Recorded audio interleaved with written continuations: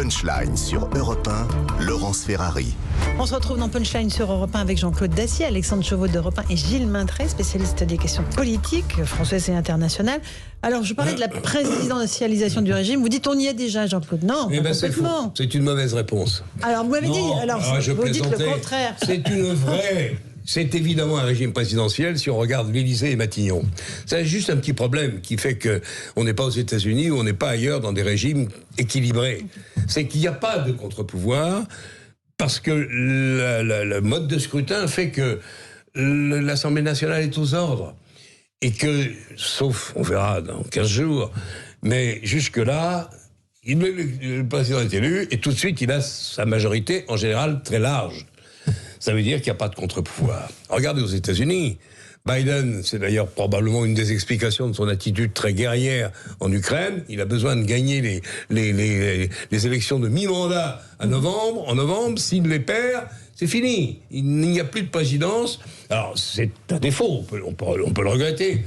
Ce que je veux dire simplement, c'est qu'on est dans un régime présidentiel déséquilibré, parce que l'Assemblée ne suffit pas à contrebalancer la toute-puissance, pour ne pas dire la totalité du pouvoir est à l'Élysée.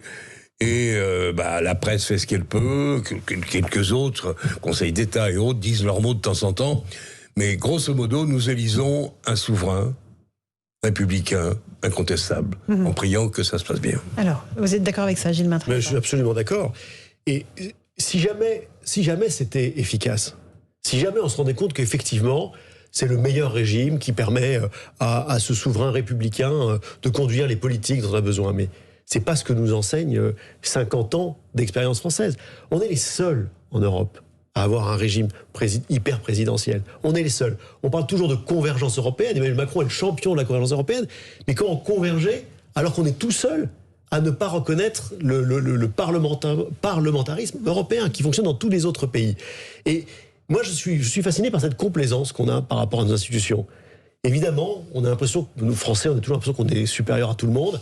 Et alors encore plus dans les questions politiques. C'est vraiment, il y a un sujet où on a éclairé la planète depuis des siècles. C'est bien sur la politique. Les droits de l'homme, c'est nous. Voilà. Donc aucune remise en cause de notre système, qu'on est complètement... Sauf Jean-Luc Mélenchon, il veut tout fouiller sur l'air. Oui, enfin sauf Jean-Luc Mélenchon, mais vous avez vu que même dans la NUPES, finalement, il a dit la 6e République, c'est pas forcément nécessaire. Parce qu'il veut bien être Premier ministre quand même. Voilà, finalement, ça l'arrange d'être Premier ministre. Donc à quand est-ce qu'on aura un débat sérieux sur nos institutions? Alexandre Chauveau. Je crois que inconsciemment, les Français sont, je dis bien inconsciemment, mais nostalgiques de la monarchie. On est une monarchie pendant des siècles et des siècles en France. On a Emmanuel Macron incarne justement ce... Il l'a théorisé, monsieur Emmanuel Macron.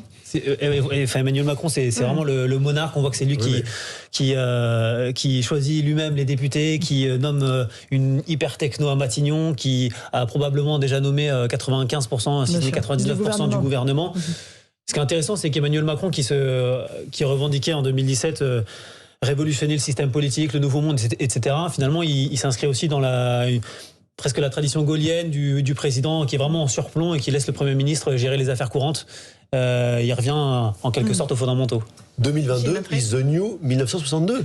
On est revenu à la lettre de ce modèle gaulien qui avait été construit pour un moment particulier, pour un homme particulier, et dont on voit maintenant qu'on nous le resserre. À nouveau, est-ce qu'on pense depuis 50 ans qu'on a fait tellement mieux que l'Allemagne, tellement mieux que nos voisins? Et auquel cas ça se justifierait? Moi, non, je ne crois pas, et je pense qu'il faut qu'on y réfléchisse. Un dernier mot là-dessus, que ce soit dû uniquement à notre côté bancal au plan institutionnel, mais je pense qu'on a manqué surtout beaucoup de courage. L'énarchie ne s'est pas grandie durant ces 30 ou 40 dernières années, mais c'est vrai qu'on aurait peut-être évité le pire, et je sais que le pire, on l'a fréquenté, ou on n'en était pas loin, dans beaucoup de domaines, on va pas revenir là-dessus, parce qu'il n'y avait pas de contre-pouvoir, parce qu'à l'Assemblée, même quand il y en avait qui disaient « Ah, mais non, les frondeurs ». Bon, les frondeurs, il y en a eu un peu sous François Hollande. Sous De Gaulle. Beaucoup. Oui, il y en a eu un peu beaucoup. Mais quand même, on n'a pas... et on a perdu le goût du dialogue, entre guillemets, républicain, démocratique. Parlementaire. Qui fait que ça a des effets pervers, divers, nombreux, variés. On n'a pas le temps d'analyser tout ça ce soir, mais le bilan, il est quand même assez médiocre.